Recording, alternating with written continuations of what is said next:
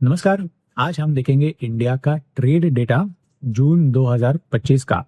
ये trade data में हम देखने वाले हैं कि इंडिया ने जून 2025 में इंपोर्ट कितना किया है, एक्सपोर्ट कितना किया है, यानी कि इन दोनों की वैल्यूज क्या रही है, और ट्रेड डेफिसिट यानी कि इंपोर्ट्स माइनस एक्सपोर्ट्स इंडिया का कम हुआ है या ज्यादा, ये चीज को हम देखेंगे। अब ट्रेड डेफिसिट यानी कि इंपोर्ट्स माइनस एक्सपोर्ट्स का जो वैल्यू है वो कम हुआ है या ज्यादा, ये इंपॉर्टेंट क्यों है? क्योंकि ये हमें बताता है कि रुपी पे अपवर्ड प्रेशर आएगा या डाउनवर्ड प्रेशर आएगा।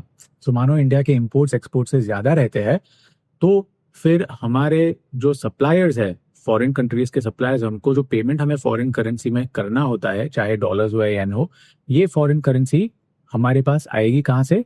ये आएगी एक्सपोर्ट्स की इनकम से। तो एक्सपोर्ट किया, उस पर हमें डॉलर इनकम आई, तो वो हम इम्पोर्टर्स को पे करने के लिए, जो हमारे सप्लायर्स हैं फॉरेन कंट्रीज में, उनको पे करने के लिए यूज कर सकते हैं। लेकिन ये डॉलर्स कहाँ से आते हैं? क्योंकि एक्सपोर्ट्स तो हमारे कम है। जैसे हमने पिछले वीडियोस में डिस्कस किया है कि इंडिया जो है वो डेवलपिंग कंट्री है। डेवलपिंग कंट्री है तो इसका मतलब इंडिया के इम्पोर्ट्स एक्सपोर्ट से कहीं ज्यादा है। तो इम्पोर्ट्स अगर एक्सपोर्ट से ज्यादा होते हैं तो हमारे पास डॉलर्स कम रहते हैं, क्योंकि एक्सपोर्ट इनकम कम रहती है। अगर डॉलर्स कम रहे तो सप्लायर्स जो है उनको पेमेंट कहाँ से करेंगे? इनको पेमेंट करने के लिए बिसाइड्स एक्सपोर्ट इनकम हमारे पास दो और तरीके हैं। एक तो है ट्रांसफर्स, जिनको बोलते हैं रेमिटेंसेस। सो हमारे जो एनआरआईज है बाहर, वो इंडिया में अगर डॉलर्स भेज रहे हो अपनी फैमिलीज को, तो ये डॉलर्स भी एक तरह से इंडिया के सिस्टम में रहते हैं। ये डॉलर्स हम डायरेक्टली इनडायरेक्टली पे करने के लिए यूज कर सकते हैं हमारे सप्लायर्स को, फॉरेन सप्लायर्स को। तो ये हो गया ट्रांसफर्स। और थर्ड चीज जो है वो है इन्वेस्टमेंट इनकम। तो मानो हमारी कंट्री, हमारे यहाँ से बाहर की कंट्रीज में इन्वेस्टमेंट होता हो, तो ये इन्वेस्टमेंट पे हमारे जो इन्वेस्टर्स है, इंडियन इन्वेस्टर्स, उनको या तो डिविडेंड इनकम मिल रही हो, या तो इंटरेस्ट इनकम मिल रही हो, या हमारी कंपनी कोई फॉरेन कंट्री में है और वो प्रॉफिट कमा रही हो, वो प्रॉफिट अगर इंडिया में ला रही है, तो ये जो इनकम है वो डॉलर्स में आती है। तो ये भी हम हमारे इंपोर्ट को कवर करने के लिए यूज कर सकते हैं। तो एक तो हो गई, अगर मैं रिवाइज करूँ तो, एक तो हो गई एक्सपोर्ट इनकम। एक्सपोर्ट से जो इनकम आती है उससे हम इंपोर्ट कवर करने के लिए यूज कर सकते हैं। सेकेंड हो गए रेमिटेंसेस, यानी कि एनआरआईज जो बाहर रहते हैं, वो रेमिटेंसेस से जो डॉलर्स इंडिया में आते हैं वो हम इंपोर्ट कवर करने के लिए यूज कर सकते हैं। और थर्ड चीज हो गई इन्वेस्टमेंट इनकम। तो ये सारी चीजों से हम कवर करने के लिए, इंपोर्ट्स कवर करने के लिए यूज कर सकते हैं। अब इश्यू क्या है? इश्यू ये है कि हमारे इंपोर्ट्स इतने ज्यादा है कि ये तीन जो जरिए है, चाहे एक्सपोर्ट इनकम हो या रेमिटेंसेस हो या इन्वेस्टमेंट इनकम, ये जरिए भी इनफ नहीं है इंपोर्ट को कवर करने के लिए। तो दूसरे दो एवेन्यूज है जिससे हम इंपोर्ट, हमारे जो इंपोर्ट है उसको कवर कर सकते हैं। एक तो है एफडीआई और दूसरा है FPI. FDI is foreign direct investment, FPI is foreign portfolio investment. अब लास्ट क्वार्टर जो है उसमें हमारे कॉर्पोरेट्स के रिजल्ट्स बहुत खराब आए हैं। इनफैक्ट कॉर्पोरेट्स के ग्रोथ अगर आप देखो, सेल्स ग्रोथ तो सिर्फ 4.55% जितना हुआ है, और अगर आप प्रॉफिट ग्रोथ देखो तो सिर्फ 7.58% जितना प्रॉफिट ग्रोथ हुआ है। तो रेवेन्यू कम है, कंपनीज का प्रॉफिट कम हो रहा है। इससे हो सकता है काफी सारे फॉरेन पोर्टफोलियो इन्वेस्टर्स जो है वो सेल करके अपने फंड्स विड्रॉ करें इंडिया में से। तो मार्केट भी हाल ही में गिर रहा है। तो फॉरेन पोर्टफोलियो इन्वेस्टमेंट इनफ नहीं है, क्योंकि फॉरेन पोर्टफोलियो इन्वेस्टर्स तो विड्रॉ कर रहे हैं इंडियन मार्केट से पिछले कुछ दिनों से। एफडीआई भी इनफ नहीं है, इंडिया में इतनी एफडीआई आ नहीं रही। इनफैक्ट जून महीने की एफडीआई देखो, फॉरेन डायरेक्ट इन्वेस्टमेंट, अब जून से भी पहले मई 2025 की फॉरेन डायरेक्ट इन्वेस्टमेंट देखो तो पिछले मई 2024 के कंपैरिजन से ऑलमोस्ट 98% डाउन है। ये काफी सारे फॉरेन इन्वेस्टर्स जो है उन्होंने इंडिया से फंड्स विड्रॉ करके अपनी होम कंट्री में वो फंड्स ले गए हैं। एफडीआई भी इनफ नहीं है। हमारी नेट एफडीआई जो है वो कम हो रही है इंडिया में। अब ये सारे जो जरिए है, अगर इससे हमारे इंपोर्ट्स कवर नहीं होंगे, हमारे पास इनफ डॉलर्स नहीं आएंगे इंडिया के पास, और अगर ये डॉलर्स कम पड़े इंपोर्ट्स कवर करने के लिए, तो फिर हमें मार्केट में से डॉलर्स खरीदने पड़ेंगे रुपए बेच के। रुपए बेचेंगे तो रूपी पे डाउनवर्ड प्रेशर आएगा, यानी कि रूपी डिप्रिशिएट हो सकता है। तो इसीलिए ट्रेड डेटा जो है वो बहुत इंपॉर्टेंट है। इंपोर्ट्स एक्सपोर्ट से ज्यादा हो जो डेवलपिंग कंट्री के लिए होते हैं, लेकिन हमारे जो ट्रेड डेफिसिट है वो इतना ज्यादा होना, वो एक रिस्की सिचुएशन हो जाती है। हमारे एक्सपोर्ट्स भी स्ट्रांग चाहिए इंपोर्ट्स के कंपैरिजन में, अदरवाइज हमारे रुपी पे प्रेशर आ सकता है। अगर रुपी डेप्रिशिएट हुआ तो इन्फ्लेशन बढ़ सकता है। तो ये एक साइकिल है। अगर इम्पोर्ट एक्सपोर्ट से ज्यादा हुए, रूपी डेप्रिशिएट होगा तो इन्फ्लेशन बढ़ेगा, इन्फ्लेशन बढ़ेगा तो इंटरेस्ट रेट जो है आरबीआई की, उस पर भी अपवर्ड प्रेशर आ सकता है, क्योंकि इन्फ्लेशन को कंट्रोल करने के लिए आरबीआई को इंटरेस्ट रेट या तो सेम रखना पड़ेगा या फिर बढ़ाना पड़ेगा। इंटरेस्ट रेट बढ़ेगी तो ईएमआईस बढ़ेंगे, ईएमआईस बढ़े तो बैंक का क्रेडिट ग्रोथ जो है वो अगेन और स्लो हो जाएगा। ऑलरेडी बैंक का क्रेडिट ग्रोथ आप देखो तो 9% हो गया है, जो कि पिछले साल 20% था। तो कुल मिला के ये इंपॉर्टेंस है, ये सिग्निफिकेंस है ट्रेड डेफिसिट का, कि हमें चाहिए ट्रेड डेफिसिट कम हो। अब डेटा को देखें तो सिनेरियो ऐसा है कि जून 2025 में मर्चेंडाइज एक्सपोर्ट स्पेसिफिकली आप देखो तो फ्लैट है, इनफैक्ट 0.2% से नेगेटिव है, डी ग्रोथ है compare to June 2024। Exports flat है। इसके सामने पॉजिटिव यह है कि मर्चेंडाइज गुड्स का इंपोर्ट जो है वो 4% से गिरा है जून 2025 में। तो ये एक पॉजिटिव चीज डेटा के हिसाब से इसलिए है क्योंकि इंपोर्ट्स एक्सपोर्ट से ज्यादा गिरे हैं। इसका मतलब हमारा जो ट्रेड डेफिसिट है वो पिछले जून 2024 की कंपैरिजन से ऑलमोस्ट 10 to 11% कम हुआ है ट्रेड डेफिसिट। तो ये मर्चेंडाइज ट्रेड डेफिसिट, तो ये एक पॉजिटिव चीज है। क्यों कम हुआ है? क्योंकि इंपोर्ट्स हमारे शार्पली गिरे हैं। दूसरी तरफ अगर सर्विसेज ट्रेड की बात करें तो सर्विसेज में हमारे एक्सपोर्ट्स जो है वो 14% बढ़े हैं और सर्विसेज में इंपोर्ट्स जो है वो 17% बढ़े हैं। तो सर्विसेज में एक्सपोर्ट इतने शार्पली जो बढ़े हैं ईयर ऑन ईयर, इसने हमारे मर्चेंडाइज ट्रेड डेफिसिट जो है एक तरह से स्टेबलाइज कर लिया है, ऑफसेट कर लिया है। तो सर्विसेज हमारे ट्रेड डेटा में दो पॉजिटिव चीज है। एक तो मर्चेंडाइज का इंपोर्ट जो है उसका ग्रोथ -4% हुआ है और दूसरी तरफ सर्विसेज का देखो तो एक्सपोर्ट्स जो है वो 14% बढ़े हैं। अब बात यह है कि हमारे इंपोर्ट्स जो है मर्चेंडाइज गुड्स के इंपोर्ट वो इतने शार्पली गिरे क्यों है जून 2025 में, -4% क्यों है? और याद रखिए कि इंपोर्ट्स गिरना शार्पली ये नेसेसरीली एक पॉजिटिव चीज नहीं है एक डेवलपिंग कंट्री के लिए, क्योंकि अगर इंपोर्ट्स गिरे तो ये दर्शाता है कहीं ना कहीं कि हमारा डोमेस्टिक कंजम्पशन जो है वो वीक हो रहा हो। डेवलपिंग कंट्री जो है उनके इंपोर्ट्स होते ही रहते हैं। सो फॉर इंडिया हमारे लिए आप देखो तो 85% हमारी जो क्रूड ऑयल की रिक्वायरमेंट है वो बाहरी कंट्री से इंपोर्ट होती है। अब क्रूड ऑयल सारी इंडस्ट्रीज में कहीं ना कहीं यूज होता है, चाहे डायरेक्टली या फिर डेरिवेटिव के फॉर्म में। तो हम क्रूड ऑयल इंपोर्ट करते हैं। अगर इंडिया में इंडस्ट्रियल प्रोडक्शन बढ़ रहा है तो फिर क्रूड ऑयल का कंजम्पशन बढ़ेगा। क्रूड ऑयल का कंजम्पशन बढ़ा तो हमारे इंपोर्ट्स बढ़ेंगे। तो अगर इंपोर्ट्स बढ़े तो ये दर्शाता है कि कंजम्पशन स्ट्रांग हो रहा हो। दूसरी तरफ इंपोर्ट्स गिरे तो कंजम्पशन कहीं ना कहीं वीक हो रहा हो, इसका प्रतीक हो सकता है। अब इंपोर्ट्स जो हमारे -4% हुए हैं जून 2025 में, इसके कुल मिला के दो रीजन है। सबसे पहला रीजन तो ये है कि जून 2024 के कंपैरिजन में 2025 में क्रूड ऑयल काफी शार्पली गिरा है। सो जून 2024 में क्रूड ऑयल ऑलमोस्ट $70 पर बैरल पे होवर कर रहा था। एक साल बाद जून 2025 में क्रूड ऑयल अराउंड $68 to $69 पे है। तो ऑलमोस्ट $10 to $12 नीचे है क्रूड ऑयल। और क्रूड ऑयल की प्राइस गिरेगी तो इसका सीधा इम्पैक्ट किस पर पड़ेगा?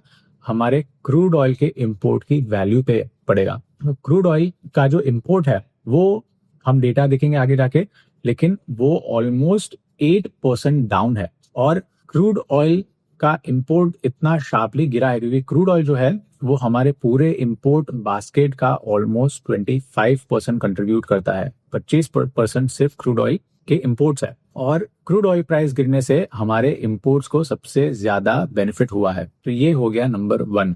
सेकेंड रीजन ये है कि जो भी मैक्रो इकोनॉमिक इंडिकेटर्स अभी तक हमारे पास है मई और जून महीने के, वो ये दर्शाते हैं कि इंडिया में कंजम्पशन स्लो डाउन हो रहा है। सो अगर आप ऑटो सेल्स देखो जून 2025 में, यानी कि पिछले महीने में, जो हमने पिछले वीडियोस में डिस्कस किया है, तो ऑटो सेल्स सिर्फ 5% बढ़ी, जिसमें से पैसेंजर व्हीकल सेल्स अगर आप देखो तो सिर्फ 2.4% का ग्रोथ था ईयर ऑन ईयर। और पैसेंजर व्हीकल्स जैसे हमने पहले डिस्कस किया है कि ये अर्बन एरियाज में कंजम्पशन डिमांड का एक स्ट्रॉन्ग इंडिकेटर है। तो अगर पैसेंजर व्हीकल सेल्स कम हो रहा है तो दैट मीन्स कि इंडिया में कंजम्पशन स्लो है। क्योंकि पैसेंजर व्हीकल्स, इनफैक्ट पूरा ऑटो सेल्स जो है वो हमारी जीडीपी का ऑलमोस्ट 7% है, 7% कंट्रीब्यूट करता है। तो ऑटो सेल्स वीक होना ये कंजम्पशन वीक होने का एक प्रतीक है। सेकेंड इंडिकेशन क्या है? सेकेंड इंडिकेशन ये है कि मई 2025 में बैंक क्रेडिट ग्रोथ भी जो है वो सिर्फ 9% हुई थी, जो कि पिछले साल ऑलमोस्ट 20% से ग्रो हो रही थी। तो बैंक क्रेडिट ग्रोथ में थोड़ा स्लो डाउन है, हालांकि लास्ट ईयर बेस हाई था, लेकिन फिर भी for a developing country desirable ये है कि बैंक क्रेडिट ग्रोथ स्ट्रांग रहे, ऑलमोस्ट 15 या 15 से अबाउ बैंक क्रेडिट ग्रोथ आना चाहिए। इसमें भी अगर आप पर्सनल लोन्स का ग्रोथ देखो तो सिर्फ 11% है, जो कि पिछले साल ऑलमोस्ट 29% ग्रोथ था पर्सनल लोन्स में। बैंक क्रेडिट ग्रोथ स्लो होना ये भी एक कंजम्पशन स्लो डाउन का प्रतीक है। इसके अलावा अगर और एक इंडिकेशन अगर हम डिस्कस करें तो वो है index of industrial production, IIP, जो कि इंडिया के इंडस्ट्रियल प्रोडक्शन का एक मार्कर है। वो मई 2025 में, जो लेटेस्ट डेटा हमारे पास है, मई 2025 में सिर्फ 1.2% जितना ग्रो हुआ, जो कि आई थिंक पिछले अगस्त 2024 के बाद सबसे स्लोएस्ट ग्रोथ है इंडेक्स ऑफ इंडस्ट्रियल प्रोडक्शन में। अब इंडेक्स ऑफ इंडस्ट्रियल प्रोडक्शन में उसके जो कंपोनेंट्स है, जैसे कि मानो प्राइमरी गुड्स है या कैपिटल गुड्स है, इंटरमीडिएट गुड्स है। प्राइमरी गुड्स में मानो क्रूड ऑयल है, नेचुरल गैस है, ये सारे आ गए। इंटरमीडिएट गुड्स जो है उसमें केमिकल्स आ गए, प्लास्टिक कंपोनेंट्स आ गए, या फिर इंफ्रास्ट्रक्चर गुड्स है जिसमें सीमेंट, ब्रिक्स और स्टील आ गया। तो ये जो सारे हैं कैपिटल गुड्स, इंटरमीडिएट गुड्स या प्राइमरी गुड्स, इसमें ग्रोथ पॉजिटिव है। तो फॉर इंस्टेंस, या कैपिटल गुड्स में आप बात करो, कैपिटल गुड्स में मशीनरी आ गए, इंडस्ट्रियल मशीनरी इक्विपमेंट्स आ गए। तो कैपिटल गुड्स में अगर आप बात करो तो ऑलमोस्ट 14% ग्रोथ था कैपिटल गुड्स के प्रोडक्शन का मई 2025 में। फिर इंटरमीडिएट गुड्स, जिसमें अगेन केमिकल्स या प्लास्टिक कंपोनेंट्स आते हैं, इसमें ऑलमोस्ट 3.5% का ग्रोथ था। और इंफ्रास्ट्रक्चर या कंस्ट्रक्शन गुड्स, जिसमें कि ब्रिक्स आ गए, सीमेंट आ गए, स्टील आ गए, इसमें 6.3% का ग्रोथ था प्रोडक्शन में। तो capital goods, intermediate goods, infrastructure या कंस्ट्रक्शन गुड्स, ये सारे इंडस्ट्रियल सेक्टर्स है। तो ये सारे इंडस्ट्रियल सेक्टर्स में पॉजिटिव ग्रोथ है, जो दर्शाता है कि industrial growth, at least industrial goods जो है उसमें ग्रोथ अच्छी है। लेकिन कंज्यूमर ड्यूरेबल्स और consumer non durables, consumer durables में टेलीविजन है या फ्रिज है या एयर कंडीशन है, ये सारे कंज्यूमर ड्यूरेबल गुड्स का प्रोडक्शन वो -0.7% ही रहा, सिर्फ उसमें कोई ग्रोथ नहीं है, इनफैक्ट डी ग्रोथ रहा है। और कंज्यूमर नॉन ड्यूरेबल्स की बात करो, चाहे पर्सनल केयर प्रोडक्ट्स ले लो, साबुन है, हेल्थ केयर है, मेडिसिन है, या और कोई फार्मा के गुड्स प्रोडक्ट्स है जो कि नॉन ड्यूरेबल्स में आते हैं, इनमें अगर आप देखो तो -2.4% का डी ग्रोथ है। तो ये दर्शाता है कि कंज्यूमर ड्यूरेबल्स और नॉन ड्यूरेबल्स, जो कि कंजम्पशन गुड्स है, इसमें डी ग्रोथ है, लेकिन इंडस्ट्रियल गुड्स के प्रोडक्शन में पॉजिटिवली स्ट्रॉन्ग ग्रोथ है। अगेन, ये कंजम्पशन स्लो डाउन का एक प्रतीक है। तो कंजम्पशन स्लो डाउन इंडिया में चल रहा है। जब कंजम्पशन स्लो डाउन होता है तो हमारे इंपोर्ट्स को भी इम्पैक्ट करता है। तो हो सकता है कि उसी वजह से हमारे इंपोर्ट्स भी गिरे हो।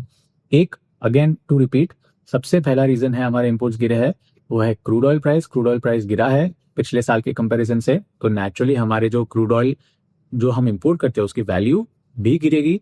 सेकंड, इंडिया में कंजम्पशन स्लो डाउन है। ये हो गए इंपोर्ट्स की बात। अब एक्सपोर्ट्स की बात करें तो पॉजिटिव्स भी है, नेगेटिव्स भी है।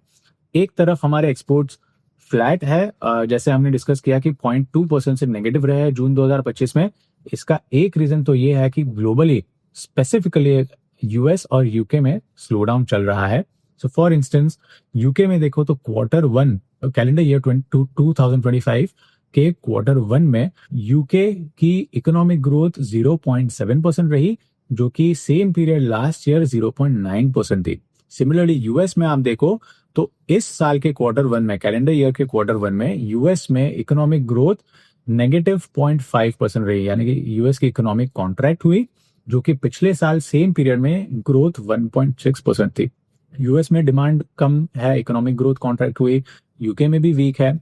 चाइना में थोड़ी स्ट्रांग चल रही है, लेकिन चाइना में इतना स्ट्रांगली एक्सपोर्ट नहीं करते जितना यूएस में करते हैं हम। और यूरोजोन में इकोनॉमिक ग्रोथ फ्लैट है। यूरोजोन में इस Q1 में 0.6% थी, इकोनॉमिक ग्रोथ, और सेम पीरियड लास्ट ईयर में 0.4%, ऑलमोस्ट फ्लैट है। यूरोजोन में ग्रोथ इतनी स्ट्रांग नहीं चल रही, तो ग्लोबली स्लो डाउन है, चाहे वो टैरिफ टेंट्रम्स को लेके हो या फिर वेस्ट एशिया में जो जियोपॉलिटिकल कॉन्फ्लिक्ट चल रही है इजराइल और ईरान के बीच में, उसकी वजह से हो। बट द बॉटम लाइन है इसकी ग्लोबल ग्रोथ थोड़ी स्लो है। और इनफैक्ट वर्ल्ड ट्रेड ऑर्गेनाइजेशन ने भी ये स्टेटमेंट दिया था कि अगर टैरिफ्स हाई रहे या टैरिफ्स रिलेटेड कॉन्फ्लिक्ट अगर बढ़ी तो ग्लोबल ट्रेड जो है वो 0.2% से कॉन्ट्रैक्ट हो सकता है, यानी कि नेगेटिव 0.2% ग्रोथ हो सकता है ग्लोबल ट्रेड में। तो नेचुरली ग्लोबली इतने इश्यूज चल रहे हैं, डिमांड स्लो डाउन है, तो इसकी वजह से हमारे एक्सपोर्ट्स फिर भी शार्पली नहीं गिरना, ये एक अच्छी बात है। लेकिन एक्सपोर्ट्स वीक है। अब एक्सपोर्ट्स में भी सिल्वर लाइनिंग ये है, पॉजिटिव ये है कि हमारे इलेक्ट्रॉनिक गुड्स के एक्सपोर्ट्स जो है वो ऑलमोस्ट 46 to 47% बढ़े हैं, एंड ये बहुत अच्छी चीज है। इनफैक्ट इलेक्ट्रॉनिक गुड्स के एक्सपोर्ट्स में हमारी बहुत बड़ी सक्सेस स्टोरी है, क्योंकि इंडिया जो है वो एज ऑफ टुडे, अब अभी हमारे पास 2024 कैलेंडर ईयर 2024 का पूरा डेटा है, तो एज ऑफ टुडे इंडिया दुनिया का थर्ड लार्जेस्ट इलेक्ट्रॉनिक फोन्स का एक्सपोर्टर हो चुका है। इंडिया में बाहरी कंट्रीज से, स्पेसिफिकली चाइना से इलेक्ट्रॉनिक कंपोनेंट्स इंपोर्ट होते हैं, वो कंपोनेंट्स को असेंबल करके हम फोन्स को एक्सपोर्ट करते हैं। तो इंडिया दुनिया का थर्ड लार्जेस्ट एक्सपोर्टर हो गया है फोन में। और इनफैक्ट 2025 FY 2025 की हम बात करें तो इंडिया ने ऑलमोस्ट $24.1 बिलियन जितने फोन्स को एक्सपोर्ट किया है। यही अगर 2018 में आप देखो FY 2018 में, तो सिर्फ $0.2 बिलियन जितना एक्सपोर्ट किया था। तो ऑलमोस्ट पिछले 7 साल में 11,950% जितना ग्रोथ है मोबाइल फोन एक्सपोर्ट्स में। अगर मैं रूपी टर्म्स में कहूं तो 2025 में FY 2025 में इंडिया ने 2 लाख करोड़ की वैल्यू जितने फोन्स एक्सपोर्ट किए हैं, जो कि 2018 में सिर्फ 1500 करोड़ के थे एक्सपोर्ट्स। तो 11,950% ग्रोथ है मोबाइल फोन एक्सपोर्ट्स में। और मोबाइल फोन की जो इंडस्ट्री है वो एनुअल सर्वे ऑफ इंडस्ट्रीज के हिसाब से ऑलमोस्ट 17 लाख लोगों को डायरेक्ट या इनडायरेक्ट एम्प्लॉयमेंट देता है। तो एक्सपोर्ट्स में भी आप देखो तो 46-47% ग्रोथ है जून महीने में। इनफैक्ट पिछले कुछ महीने में भी इतना ही स्ट्रॉन्ग एक्सपोर्ट रहा है मोबाइल फोन्स का इंडिया में। और इसका मेजर रीजन क्या है? इसका मेजर रीजन है success of production linked incentive scheme, PLI scheme.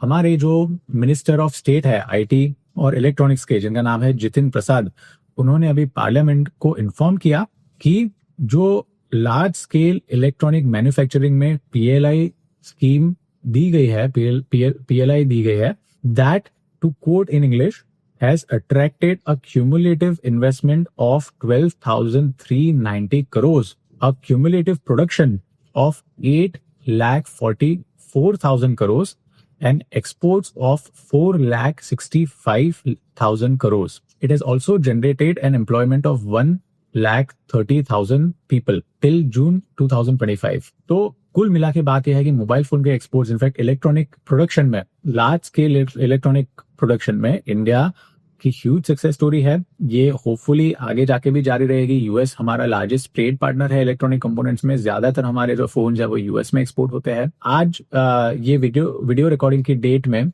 India ने यूके के साथ भी ट्रेड पैक्ट साइन किया, comprehensive economic trade agreement CETA, जिसमें ऑलमोस्ट 99% जो गुड्स है जो इंडिया यूके को एक्सपोर्ट करता है उसमें 0 टैरिफ लगेगा। और ऑब्वियसली सामने इंडिया ने भी काफी सारे कंसेशंस दिए हैं यूके को उनके गुड्स एक्सपोर्ट करने के लिए। तो ये ट्रेड पैक्ट जो है उसको इम्प्लीमेंट होने में और 1 साल लगेगा, लेकिन ये भी पॉजिटिव है, ये यूके के साथ हमारे ट्रेड को काफी बूस्ट कर सकता है।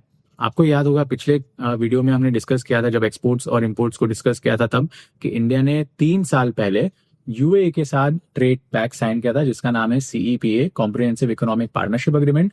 और ये ट्रेड पैक्ट साइन करने के बाद पिछले 3 सालों में इंडिया और UAE का ट्रेड ऑलमोस्ट 3 टाइम्स बढ़ गया है। तो सेम एक्सपेक्टेशन है कि यूके के साथ भी आगे जाके होगा। और यूएस के साथ ट्रेड डील अभी तक अनाउंस नहीं हुई, होपफुली अगर वो पॉजिटिव हुई तो वो भी हमारे ट्रेड डेटा के लिए काफी प्रोग्रेसिव न्यूज होगा। तो एक्सपोर्ट्स में आप देखो ग्लोबल स्लो डाउन है, ग्लोबल ग्रोथ स्लो है और टैरिफ के थोड़े रिस्क है, तो इससे हमारे एक्सपोर्ट्स को थोड़ा इम्पैक्ट हुआ है, लेकिन इलेक्ट्रॉनिक एक्सपोर्ट्स तो फिर भी स्ट्रांग चल रहे हैं। इंपोर्ट्स की हमने बात की, तो ये स्टोरी है जून महीने के ट्रेड की। यहाँ पे ट्रेड डेटा है, अगर ट्रेड डेटा को क्विकली हम डिस्कस कर लें तो जून 2025 में यहाँ पे आप देख सकते हो कि हमारे जो एक्सपोर्ट्स है जून 2025 में वो 35 बिलियन डॉलर्स के रहे हैं, इंपोर्ट्स 54 बिलियन डॉलर्स के, जिसके चलते ट्रेड डेफिसिट 19 बिलियन डॉलर्स है। और ये हो गया मर्चेंडाइज ट्रेड का। और